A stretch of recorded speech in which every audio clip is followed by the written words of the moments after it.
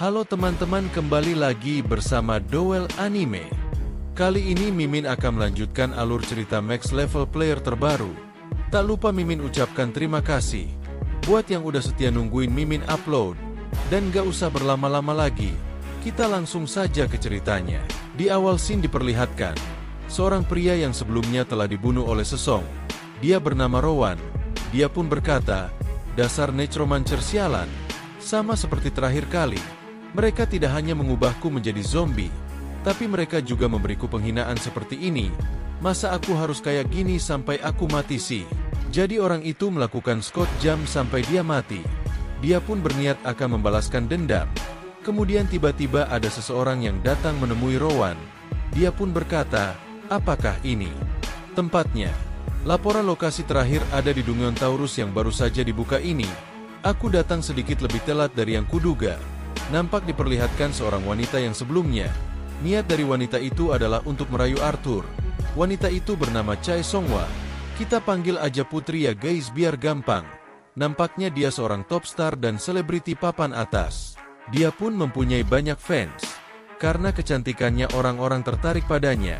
Kemudian Putri pun berkata, "Kali ini aku mendapatkan misi dari Kang Museok dari The Holy Guild. Jika aku bisa memperdaya iblis yang paling jahat atau Ultimate Evil, aku akan mendapatkan 30 miliar sebagai hadiahnya." Aku pun tidak sabar, karena setelah ini aku akan pensiun. Kemudian tiba-tiba Putri meminta Rowan untuk membunuhnya. Dan Rowan pun berkata, "Kamu sangat cantik. Aku mungkin terlihat culun, tapi aku punya keahlian. Mau ketemuan lagi nggak nanti?" Dia pun masih tetap skojam sambil mengatakan hal tersebut. Putri pun berpikir bahwa orang ini gila banget. Dan tiba-tiba muncul sesosok monster sebelumnya. Jadi monster itu muncul tepat di atas Dungeon. Monster itu pun berniat untuk memakan Putri. Dia pun terbang ke arah Putri dan memakannya mungkin. Dan scene pun beralih ke sebuah bangunan. Di sana terdapat Arthur dan Sesong. Sesong pun bertanya apa bos monsternya kabur. Dan Arthur pun menjawab, "Iya, sepertinya dia kabur ke tanah lapang biasa." Dan Sesong kembali bertanya, "Apakah hal seperti itu bisa terjadi?" Nampaknya Arthur juga pertama kali melihatnya, jadi Arthur pun bingung. Lingkaran sihir dari monster tersebut jelas merupakan sebuah portal jarak jauh. Biasanya portal dari dalam keluar Dungeon dibatasi, tapi aliran sihirnya mengarah keluar Dungeon. Apa yang terjadi jika bos Dungeon keluar dari sarangnya? Arthur pun tidak mengetahuinya. Dan tiba-tiba ketua kavaleri dan bawahannya pun menghadap Arthur. Dia berkata, "Salam hormat. Saya bersumpah setia pada Tuan yang telah mengalahkan Balrog." Kemudian notifikasi sistem pun muncul. "Anda telah mendapatkan kesetiaan yang sempurna dari kavaleri Taurus. Selamat, Anda telah menyelesaikan Dungeon Taurus." Arthur pun bertanya-tanya, apakah menyelesaikan Dungeon bisa seperti ini? Dan notifikasi sistem kembali muncul. Pangkat kavaleri Taurus meningkat 1 tingkat. Kavaleri Taurus dianugerahi kehidupan tanpa batas. Mereka dapat hidup kembali 24 jam setelah kematian, kecuali jika menghapus kekuatan mereka. Jadi ada beberapa kondisi untuk menyelesaikan sebuah Dungeon. Dan sekarang Arthur punya 300 prajurit yang tidak akan mati dan benar-benar setia. Ini akan menjadi kekuatan yang sangat dapat diandalkan. Notifikasi kembali muncul, menghitung total hadiah akhir.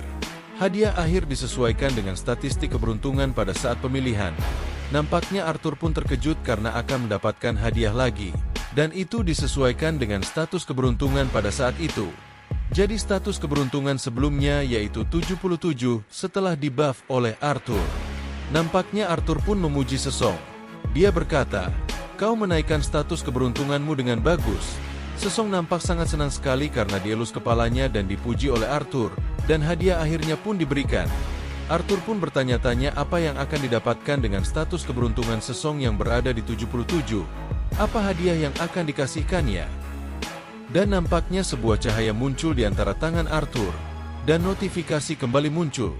Hadiah pertama adalah medan kehancuran, ditambahkan ke formasi serangan kavaleri Taurus.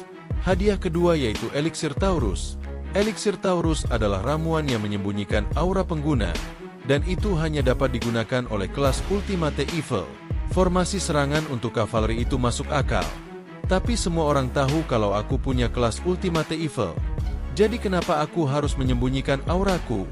Ya lebih Baik daripada tidak dapat apa-apa, ucap Arthur. Dan Arthur pun langsung memakai eliksir Taurus. Nampaknya energi gelap dari kehancuran penuh telah menghilang. Notifikasi kembali muncul. Selamat, Anda telah mencapai level di mana Anda bisa menyembunyikan dan aura Ultimate Evil. Arthur pun nampak sangat terkejut, dan tubuh Arthur dikelilingi oleh aura keemasan. Dan True Evil Shattering Sky sudah diperkuat. Nampaknya setelah meminum eliksir tersebut, skill Arthur juga diperkuat. Nampak sebuah aura keemasan yang menyelimuti tubuh Arthur. Dan Arthur pun sedikit flashback ke belakang. Diceritakan bahwa gurunya pernah berkata kalau Arthur harus mencapai tingkat mengendalikan aura. Dia bilang kamu tidak boleh membiarkan auramu bocor sehingga kamu tidak kehilangan kekuatanmu. Aku kira itu hanyalah basa-basi saja. Tapi ternyata dunia ini adalah bagian dari adegan Ultimate Evil. Dan kemudian Shin pun beralih. Diperlihatkan seekor monster yang sebelumnya sekarang telah memasuki kota. Dan banyak para warga yang ketakutan karena monster tersebut. Mereka pun bertanya-tanya kenapa ada monster di sini. Kemudian Shin kembali beralih ke dunia nyata. Diperlihatkan Mu Huan yang sepertinya sedang pusing. Nampaknya dia telah melihat yang telah terjadi di Olympus. Kekacauan yang telah disebabkan oleh monster. Monster itu pun menyerang Lumbung Purna, wilayah milik Holy Guild. Dia pun bertanya-tanya, dari mana sebenarnya monster ini berasal? Dan bawahannya pun menjawab, saya dengar monster itu pertama kali muncul di Taurus. Dan yang lebih anehnya lagi, kenapa Taurus tidak diserang oleh monster tersebut? Mu Huan pun nampak sangat marah sekali. Karena ulah Ultimate Evil semuanya menjadi gempar. Dan semenjak orang itu muncul, kekacauan terjadi di mana-mana. Ada beberapa player yang terhapus. Kita harus tetap diam soal itu untuk sekarang. Mu Huan bertanya apakah player muda baru yang terhapus dari The Holy Guild. Dan nampaknya iya. Mereka adalah subkontraktor. Jadi subkontraktor adalah orang yang disewa oleh pihak utama untuk menyelesaikan bagian spesifik dari suatu proyek Holy Guild. Mu Huan menyuruh bawahannya untuk memberitahu mereka kalau mereka akan full time di Holy Guild. Dan bagaimanapun sambungkan insiden ini kepada si Ultimate Evil itu. Nampaknya dia merencanakan sesuatu yang jahat untuk menjatuhkan Arthur. Dia pun menyuruh untuk memanggil Klari ketujuh untuk datang ke Puruna.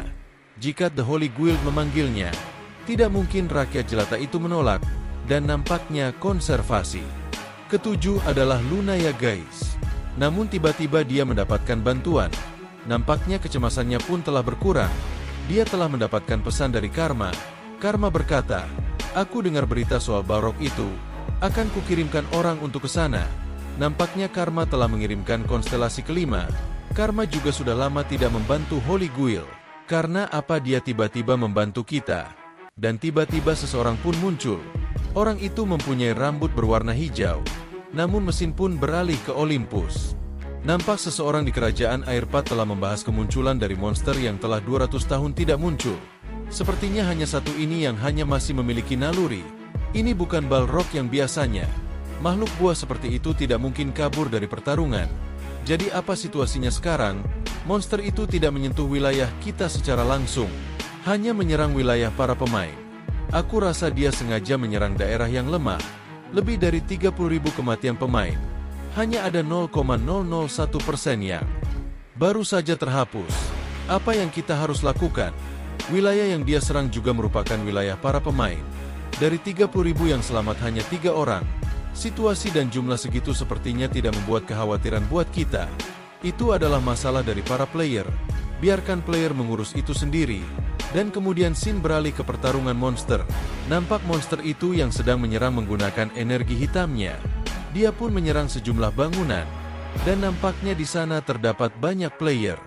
Salah satu bawahan dari orang itu menyuruh untuk mundur. Karena ini sangat berbahaya. Nampaknya pimpinan mereka berpikir bahwa mereka harus bertahan. Karena ada akademi di belakang sini. Jika kita mundur, monster itu akan bergerak dan membunuh para murid. Tapi bawahan itu nampaknya sangat ketakutan. Karena jika mereka tidak berhati-hati, mereka bisa saja terhapus oleh monster tersebut. Jadi nampaknya motor itu dapat menghapus karakter para pemainnya guys. Kemudian pimpinan tersebut pun berkata, sebagai orang dewasa bukankah kita sudah seharusnya melindungi para murid? Dan nampaknya monster tersebut mengeluarkan skillnya lagi. Dan serangan tersebut mengarah ke para player. Para player pun lari ketakutan karena serangan tersebut. Namun itu semua sudah terlambat karena player tersebut telah musnah. Dan nampaknya tiba-tiba para player tersebut diselamatkan oleh Arthur. Nampaknya mulai sekarang Arthur akan menangani hal ini, dan chapter kali ini pun berakhir ya guys. Nantikan kelanjutan ceritanya hanya di Duel Anime. Terima kasih yang udah setia nontonin Mimin ya. Jangan lupa untuk like, komen, dan subscribe ya guys biar Mimin makin semangat. See you, bye-bye.